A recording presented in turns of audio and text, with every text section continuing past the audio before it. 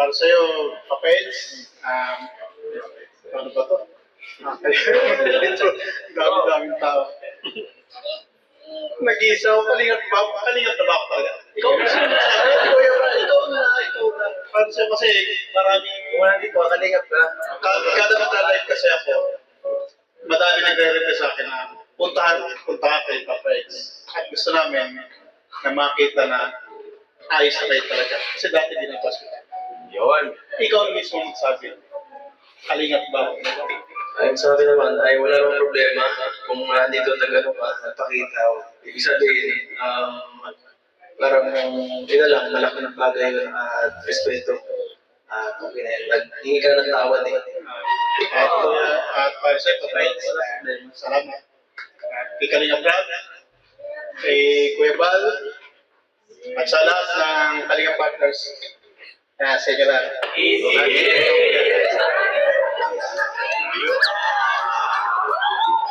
you po. Kay Kuya Federico, kasi yung ginawa niya, sapat na yung tama yung sinabi, sapat na yung pupunta niya dito at paghingi ng tawad, pagpakumbaba. Diba? Eh, syempre, dapat na magpatawad tayo. Diba? Kaya, yun, pinapatawad na natin si Kuya Federico sa kanyang ano. At least, nandito siya ngayon, di ba? So, yun. Inyo sa mga kabagis, this is Jubilito TV Official at eto na naman pumuli ang isang edisyon po ng ating reaction video, mga kalingap at kabagis, no? Pero bago po natin simulan, syempre po, shoutout po muna natin Kuya Val Santos Batubang at Edna Vlogs at Kalingap Rob sa ating mga kalingap netizens at kalingap subscribers. Mega love shoutout po sa inyong lahat. So ito na nga, mga kalingap at kabagis. Nako, isang linggong content talaga to, mga kalingap at kabagis, sa birthday celebration ni Papa Eds, na kung saan ay marami naman talagang pwedeng i-content doon sa birthday niya, mga kalingap at kabagis, na video upload, yung premiere ni Kalingap Rab. At ngayon, mga kalingap at kabagis, no, ako'y magre-reaction lamang dito po sa isa sa mga number 1 dating bashers ng EDSI, mga kalingap at kabagis, no. So, bibigyan ko muna kayo ng nakita nyo na sa thumbnail eh.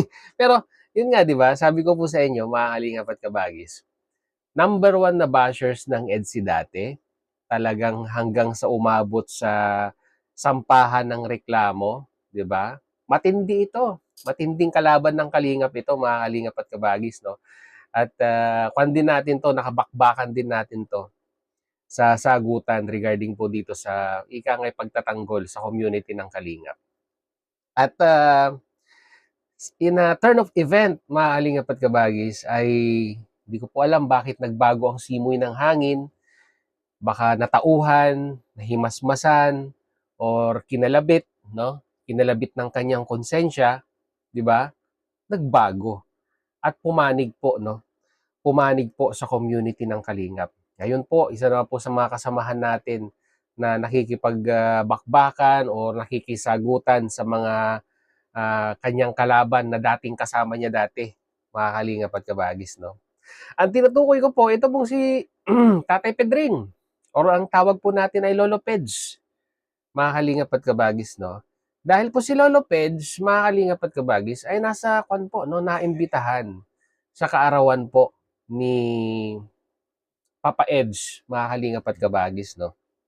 At siya ay nagkaroon ng mensahe kay Papa Eds, no? And at the same time ay yung pong ika nga ay pagpapatunay or acceptance ni Kalingap Rab, mga kalingap at kabagis, no? Bilang isang part ng community po ng Kalingap. Actually, ang sabi ni Kuya Bal noon, mga kalingap at kabagis, no, si Lolo Peds ay magkakaroon ng SP or yung tinatawag po nating special privilege, mga kalingap at kabagis, no, sa pagre-reaction and at the same time sa pagtatapik sa community po ng Kalingap. Pero ngayon, base po dito sa mga binitawang salita ni Kalingap Rab, no, mga kalingap at kabagis, ay mukhang hindi lamang po special privilege ngayon ang pwedeng matamasa, no, or pwedeng mai-access ng isang Lolo Pedring sa community ng Kalingap dahil yun nga po, no, parang base po sa pananalita ni Kalingap Rab ay wala na pong issue. Kumbaga nakalimutan na yung nakaraan, moving forward, at nakapagpatawaran naman na po ay okay na kay Kalingap Rab yun. Kumbaga parehas na parehas po sila ng format ni Kuya Bal, no? Pagdating po sa pagpapatawad and acceptance, mga Kalingap at Kabagis, no? So, si Lolo Pedring ay mukhang maituturing na natin na Juan, na isang full pledge, no? Mga Kalingap at Kabagis na miyembro po, no, or isang Kalingap partners. Well, congratulations kung ganon, no? Sana wag magbago at Juan, wag muling ika nga ay matempt na ika nga ay kumalaban at bumatikos, no, sa community ng Kalingap, which is sa akin walang essence kasi 'di ba, meaningless, and at the same time po ay baseless naman kung yung mga ibabato natin, no, na mga accusations sa Kalingap ay hindi naman po natin kayang suportahan ng mga matitibay na ebidensya, no? Kumbaga parang hearsay lang, mema lang, 'di ba? Yung term nga po dito, mema lang, may masabi lang, o may mapag-usapan lang, ay kung ano-ano po yung mga sinasabi. And ang nakakalungkot dito, mga Kalingap at Kabagis, no? The saddest part is, 'di ba? Kwento ka ng kwento, no? Bit-bit mo ang kwento ka ng kwento about Kalingap, banat ka ng banat about Kalingap, 'di ba?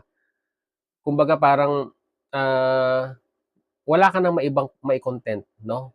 Puro Kalingap na lang, Kalingap, Kalingap, Kalingap. The saddest part for me, mga Kalingap at Kabagis, is pinagkakakitaan mo. Kumikita ka, 'di ba? Kaya yung iba, 'di ba, kahit sabihin na nating wala na sa Kalingap, umalis na ng Kalingap, content pa rin po ay ang Kalingap. Kasi nga, yun yung hindi nila maiwan, mga Kalingap at Kabagis, no? Hindi na po advokasya, hindi na po paniniwala at paninindigan yung kanilang ipinaglalaban, no? Sa simula siguro, okay, maybe. Pero syempre kung nailabas mo na lahat, no, yung mga gusto mong sabihin, mga Kalingap at Kabagis, 'di ba? Tama na 'yon.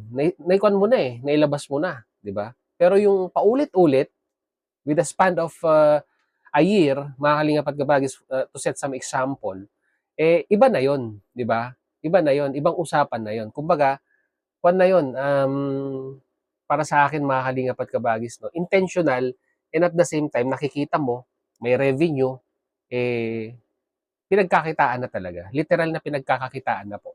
Nawala na po yung para sa akin po, no, mga Kalingap at Kabagis. Nawala na po yung prinsipyo, nawala na po yung paninindigan at yung ipinaglalaban. Bagkos, di ba, ikino-content na lamang po para pagkakitaan, no? But for me, lucky pa rin sila, di ba? Swerte pa rin po sila. Kasi unang-una sa lahat, mga Kalingap at Kabagis, ay, di ba, napakabait ng mag-amang Matubang dahil wala po silang tinitake na actions regarding dito sa mga ginagawa nila. Hindi ko po alam kung sobrang mabait lang ba talaga ang mag-amang Matubang, or kumbaga sabi nga po nila, let the karma do yung gawin yung mga bagay-bagay na kailangan gawin. Kumbaga parang Diyos na ang bahala, karma na ang bahala, 'di ba? Kasi yung, 'di ba, karma is may balik, no? Kaya hindi ko po alam, mga Kalingap at Kabagis, kahit ako'y napapasal sa mag-amang Matubang, kung paano po talaga yung kalakaran nila in regards sa, 'di ba, yung mga taong bumabati ko sa kanila. They keep on, tahimik lang sila, 'di ba? At kahit binabanatan sila kaliwat kanan ay nandun, tahimik lang talaga si Kuya Bal, mga Kalingap at Kabagis, no? Well, anyhow, ayun, masaya ako. Balik tayo kay Lolo Peds, 'di ba? Masaya ako at si Lolo Peds ay 'di ba, tanggap na ni Kalingap Rab, no? Kay Kuya Bal walang problema eh, 'di ba? Makausap mo lang si Kuya Bal, okay na 'yan eh, 'di ba? Pumunta ka lang sa diet, no? Magkwentuhan ka lang kay Kuya Bal. Kung ano man yung mga nakaraan ninyo, tapos na 'yan. Pero syempre si Kalingap Rab, ibang kwan 'yan eh. Ibang usapan 'yan, mga Kalingap at Kabagis, no? Kumbaga panibagong pagkukumbinsi 'yan at pagsuyo. Pero sa nakikinita po natin, kasi hindi lang naman po ito yung unang pagkakataon na si Lolo Peds ay pumunta, no, sa diet, no, ay masasabi po talaga natin na pinatunayan niya sa sarili niya, no? Ay dinaig pa nga ako, 'di ba? Ako isang beses pa lamang po nakakapunta ng Daet, si Lolo Peds na isang antay dati at kalaban ng community po ng Kalingap ay may ilang beses na rin pong nakarating, no? Kila Kuya Bal Santos Matubang at sa mga event po, no, ng community ng Kalingap. So patunay lang to para sa akin po, mga Kalingap at Kabagis, na 'di ba? Ang tao nagbabago. True better, mga Kalingap at Kabagis, 'di ba? Masama naman po kung ang tao nagbago pero sumama, no? Pero mas magandang pakinggan ang tao nagbago para maging mabuti, mga Kalingap at Kabagis, no? At syempre, makikita din naman po natin doon sa sagot ni Papa Eds, no, na mukhang okay din sa kanya. Dahil syempre, naapektuhan din niya si Papa Eds nung itong si Lolo Pedring ay bumanat din, no. Binanatan din siya, binanatan din si Biancy dati. Pero mukhang okay naman na. Mukhang okay din at tanggap na rin ni Papa Eds ito pong si Lolo Pedring, mga Kalingap at Kabagis, no. Kaya yun, congratulations Lolo Peds. Isa ka ng ganap na isa ka ng ganap na lalaki.